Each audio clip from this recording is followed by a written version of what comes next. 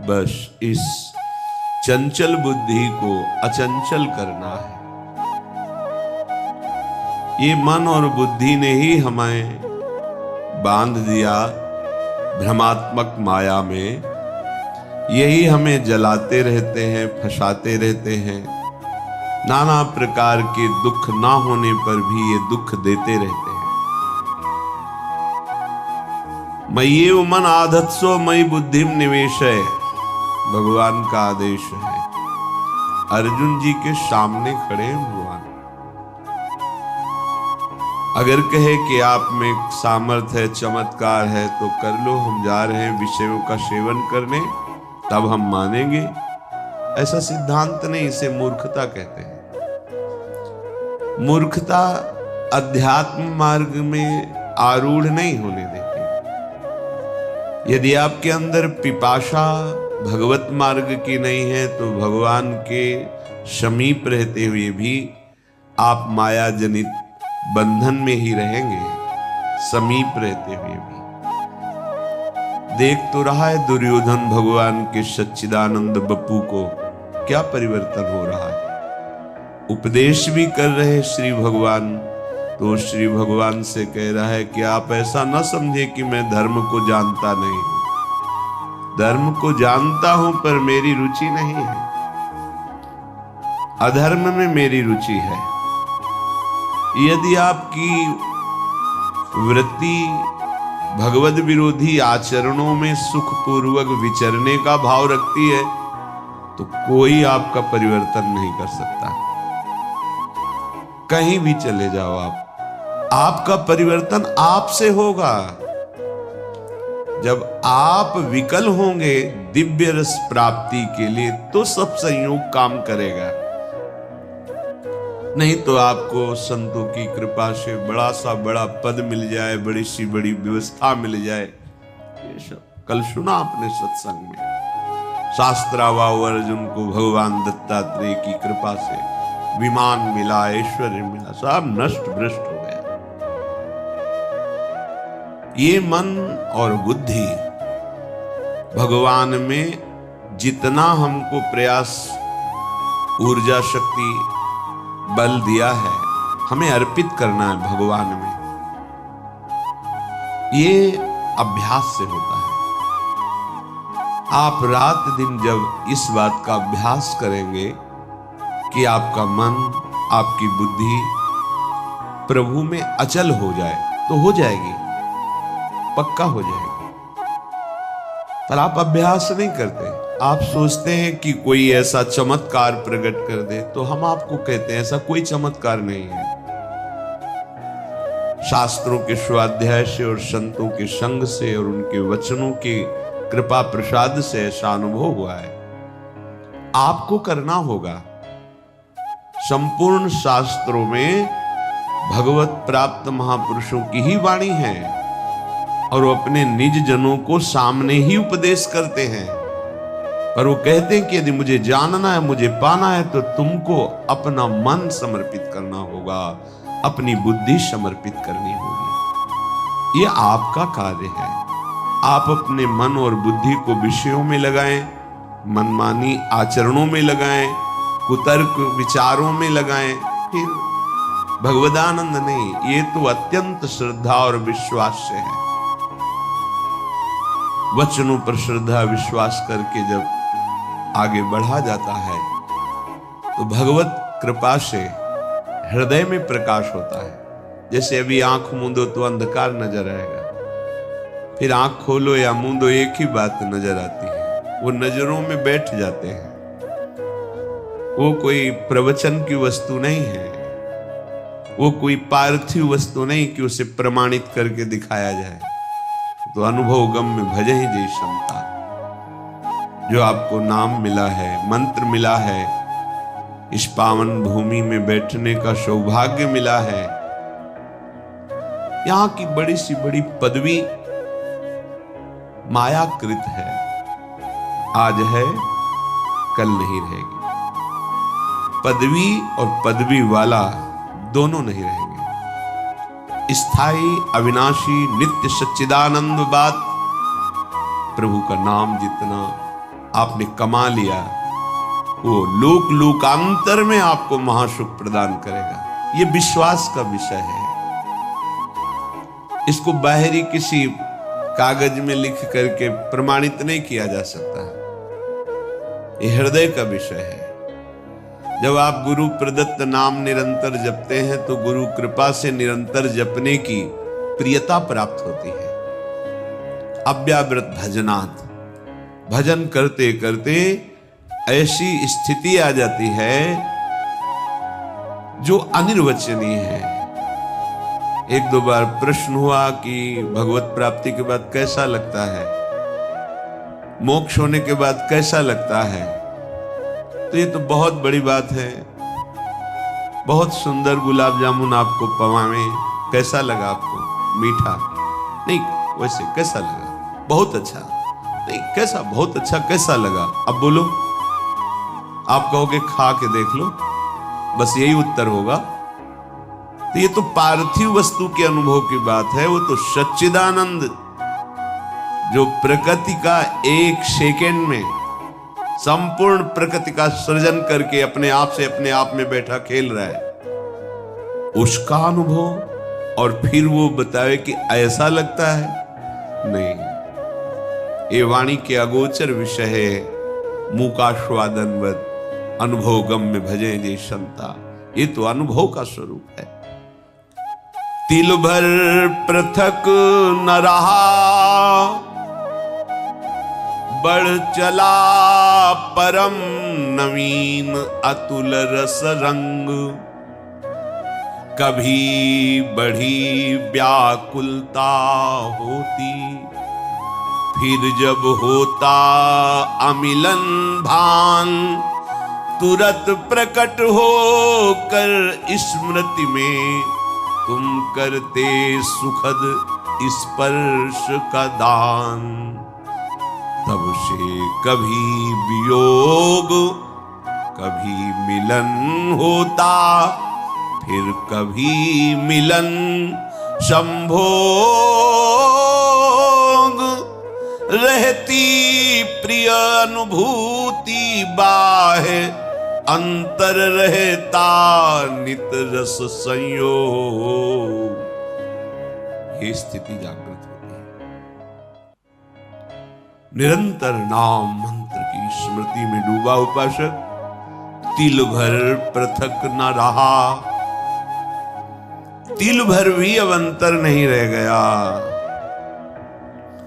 किसी ने प्रश्न किया, क्या जीव कभी भगवान हो सकता है क्या? अभी आप जानते नहीं, जीव कभी हुआ ही नहीं। आपको समझ में ही नहीं, यही तो भ्रम है। जीव कभी हुआ ही नहीं। जीव किसे कहते हैं? जिसने शरीर को मैं मान लिया उसे जीव कहते हैं, और जिसने शरीर राग का त्याग कर दिया उसे शिव कहते हैं। शिवोहम सोहम स्मृति वृत्ति अखंडा। कुंडल नाम आकार का हुआ है सोना ही, कंकण नाम आकार का हुआ है सोना ही, हार नाम उसी स्वर्ण का ही है। ये नाम रूप गलित कर दो तो बचा क्या? स्वर्ण ही। तुम्हारा जीव संज्ञक संबोधन शरीराभिमान के कारण है, नहीं तुम शिव स्वरूप ही हो, भगवत स्वरूप। तिल भर पृथक न रहा, तस्मित् तज्जने भेदा भावात्। जो निरंतर भगवत चिंतन में मगन है, जिनका कहीं कोई शरीर भान इंद्रिय सुख नहीं रह गया, उनमें और भगवान में अंतर नहीं। अंतर ना होते हुए भी एक अंतर है। मोरे मन प्रभुवस विश्वासा, और राम ते अधिक राम कर दासा। अधिक राम कर दासा। भगवान के रहते हुए भी हमारी माया की वृत्तियां नष्ट नहीं हुई, वो हृदय में अभी बैठे हैं। और भगवान के प्रेमी महाभागवत का आश्रय लेकर उनके वचनों के अनुसार चलो तो बैठे नहीं रह सकते। यहाँ छुप कर नहीं बैठे रह सकते, वो प्रकाशित हो जाएंगे। बढ़ चला परम नवीन अतुल रस रंग, जिसकी त्रिभुवन में किसी से भी तुलना नहीं दी जा सकती। कैसा स्वाद है भगवदानंद? बोले अमुक जैसा उदाहरण ही नहीं है, वो अद्वितीय है। तिल भर पृथक न रहा, बढ़ चला परम नवीन अतुल रस रंग। किससे उदाहरण दे? भगवदानंद कैसा? बोले ऐसा नहीं है ही नहीं, वो केवल अद्वितीय है और वो केवल अनुभव में, जाने मोरी छाती वाणी भी नहीं। ध्रुवदास जी कहते हैं जिन नेत्रों ने देखा उनको बोलने की सामर्थ्य नहीं, जो वाणी बोल रही उसने देखा नहीं, कैसे बात को बतावें। कभी बड़ी व्याकुलता होती है, कब? जब एकदम भाव आया, अरे प्रभु हमसे दूर हैं, अभी अभी उन्हीं में डूबे हुए हैं। क्षण में भाव आया, मैंने तो कभी उनको एक बार भर नेत्र भी नहीं देखा। दहाड़ मार के रोना शुरू हो गया। फिर तुरंत क्षण में भाव बदला, सामने मुस्कुराते युगल सरकार, परमानंद में निमग्न कृतकृत्यता का अनुभव। कभी बड़ी व्याकुलता होती, फिर जब होता अमिलन भान, तुरंत प्रकट होकर स्मृति में तुम करते सुखद स्पर्श का दान। तब से कभी मिलन, कभी वियोग, फिर कभी मिलन संभोग, रहती प्रिय अनुभूति बाह्य अंतर, रहता नित रस संयोग। ये स्थिति कभी स्मृति में छाए हुए है, अंदर ही अंदर बात हो रही है, आलिंगन हो रहा है, रस में डूबा हुआ है। ये मम भक्ति युक्तो भुवनम पुनात सतरति सतरति सा लोकांतारयति। सांसारिक बुद्धि कल्पना भी नहीं कर सकती उस रस की। बस एक त्रिगुण की धरा में ही सारी बातें होती हैं। ये त्रिगुणातीत रस है, ये द्वंद्वातीत है, कालातीत है, ये चलता रहता है। कभी मिलन का अनुभव, कभी वियोग का अनुभव, कभी फिर मिलन, कभी फिर वियोग। नवम नवम रस तन मन के बिछुरे नहीं, चाह बढ़े दिन रैन कबहु संजोग न माने। जब कभी महापुरुषों से बात हुई तो हृदय से उनके कि आज तक भजन नहीं हो पाया, रात दिन लगे हैं, लेकिन कैसी भजन की भूख है। भजन में पूरा जीवन व्यर्थ जा रहा है, भजन नहीं, रात दिन भजन में डूबे, कोई एक शब्द भी बाहरी नहीं। भजन कैसा भूख है, प्रभु की कैसी प्यास है। तब से कभी वियोग, कभी मिलन, फिर कभी मिलन, कभी संभोग। ये प्रिय अनुभूति निरंतर नवम नवम नवम नवम। उसको फुर्सत कहां है? अपनी शुद्ध की फुर्सत कहां है? क्यों? मिले नेत्र नेत्रों में जाकर, श्रवण मिले श्रवणों में सत्य, मिली अन्य सारी इंद्री, प्रिय के इंद्री समूह में नित्य, हृदय हृदय में मिला, समाये प्राण सदा, प्रीतम के प्राण, एक रूप हो गए, रहा रंचक भी नहीं, भिन्नता भान। किसको कौन समर्पित, किसमें कौन हुआ कब कैसे लीन, प्रीतम है या प्यारी, कौन बताए सुधि बुद्धिहीन। अद्भुत चरम अवस्था की स्थिति है। नेत्र तो प्यारे के नेत्रों में समा गए, नेत्र प्यारे के नेत्रों में समा गए या प्यारे नेत्रों में समा गए, कौन निर्णय करे? नेत्र प्यारे के नेत्रों में लीन हो गए या प्यारे हमारे नेत्रों में समा गए, इसका निर्णय नहीं हो सकता। किसको कौन समर्पित, किसमें कौन हुआ, कब कैसे लीन, निर्णय नहीं है। प्राण भये कान में, कान भये प्राण में, ही में न जान परे कान है कि प्राण है।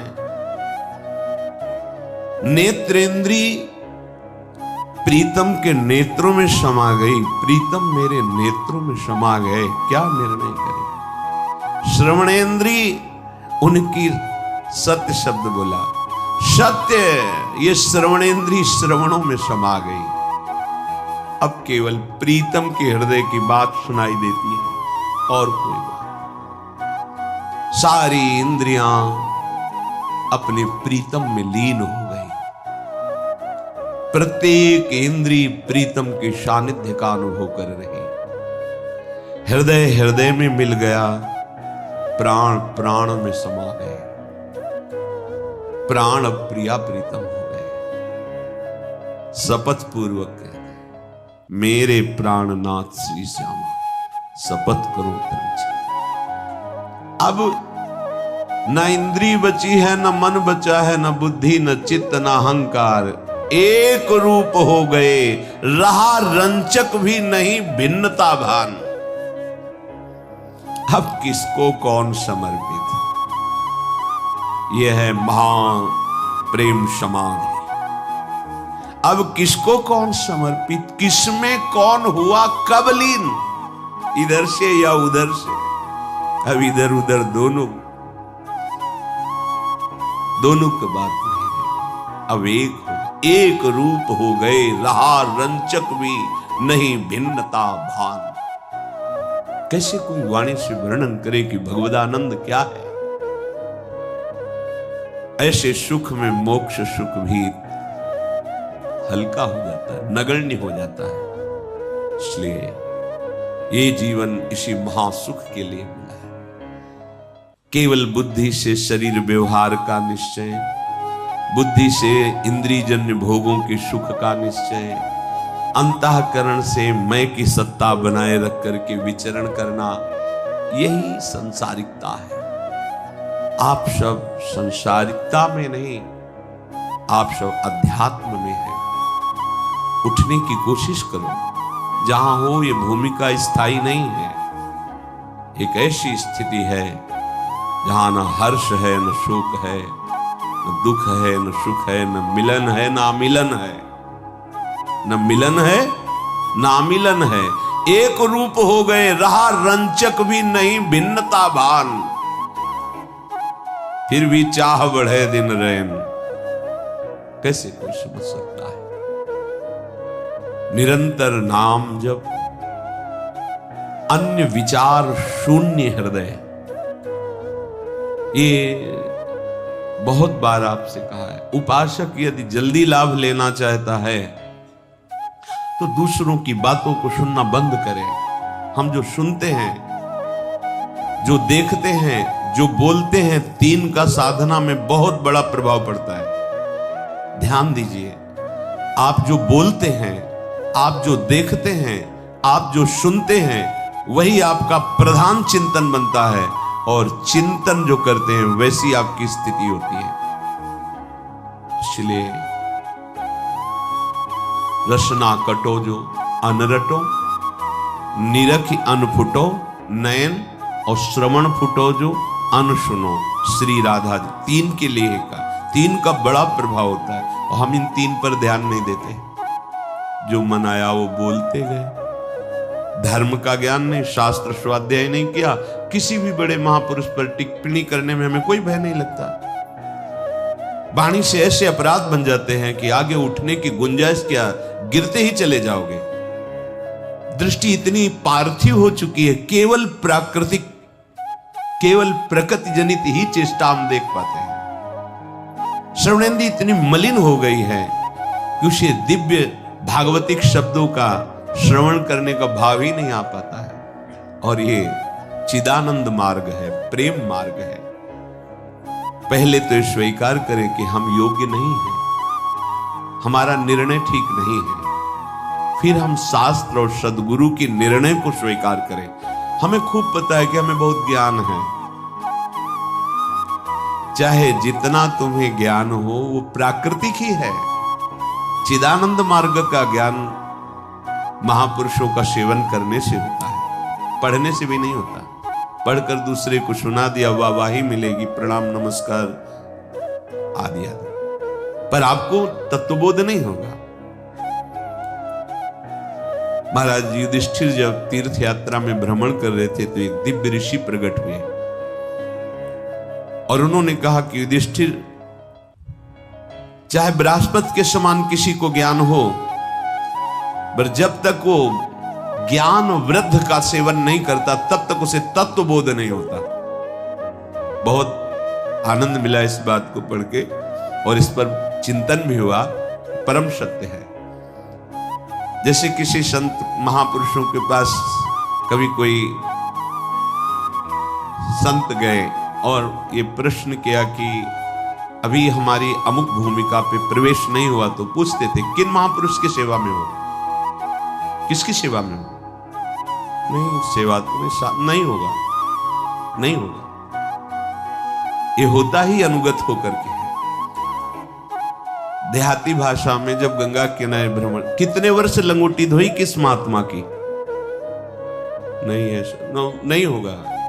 ये तब से नहीं होने वाला। सुन रहे हो ना, ये जो पावन चरित्र सुन रहे हो महापुरुष, ये तब से होने वाला नहीं है। जब तक किसी भगवत प्रेमी महात्मा के अनुगत होकर उनके शासन में आपने साधना नहीं की, उनकी आज्ञा के अनुसार नहीं चले, ये बोध होने वाला नहीं।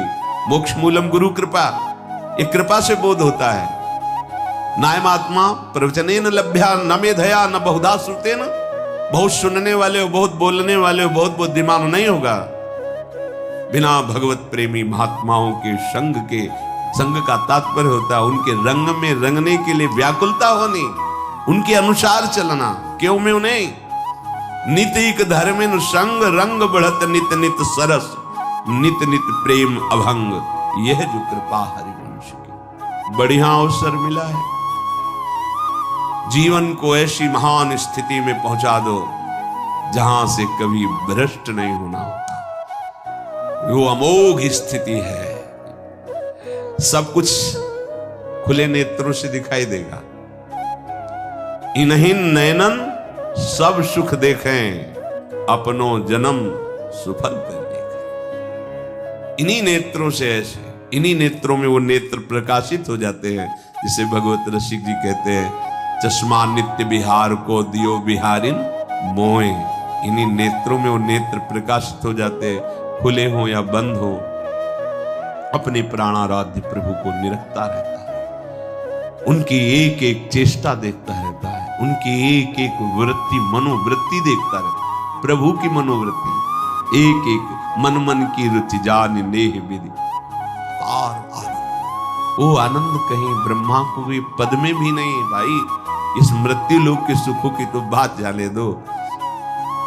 एक बार ये जन्म प्रियालाल के चरणों में देते हैं, दृढ़ निष्ठा करके। अब चाहे प्राण चले जाएं, ऐसा कष्ट मिले, चाहे सारा संसार हमें सम्मान दे, दोनों तरफ हमें दृष्टि नहीं डालनी, अपने लक्ष्य की तरफ दृष्टि डालनी। एक क्षण के लिए भी हम प्रभु को ना भूलें। फिर देखो आनंद, देखो कैसा आनंद आता है। इन भोग सामग्रियों के लिए आप परेशान हैं, ये मायाकृत है, तो आपके पीछे डोलेंगी। अभी आपको पता नहीं है ना, रहस्य पता नहीं है, इसलिए आप पागल घूम रहे हो इंद्रियजन्य भोगों को संग्रह करने में। अरे ये तो तुम्हारे पीछे डोलेंगे, बाधा रूप से डोलेंगे, तुम्हें बाधा पहुंचाने के लिए। जिनकी तुम आराधना करते हो भोगों की, वो भोग तुम्हारी आराधना में बाधा पहुंचाने के लिए आएंगे। बस विश्वास मान करके राधा राधा को, न कोई बाधा तुम्हें गिरा पाएगी और न कोई विघ्न तुम्हारे मार्ग में तुम्हें रोक पाएगा।